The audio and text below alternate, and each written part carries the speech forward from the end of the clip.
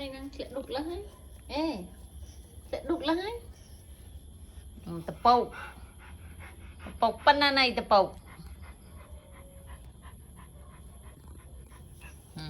đây đây tập bộc ạ cái tập bộc này mầm về sẽ tắt đỏ admin câu này để mình tắt đỏ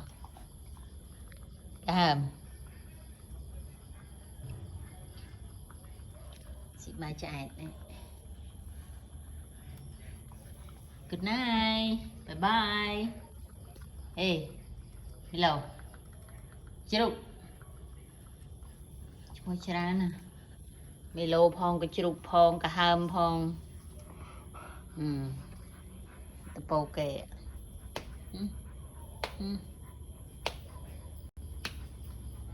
Đằng chuyện cực crop đây bye nè nè bông bông thế nè nè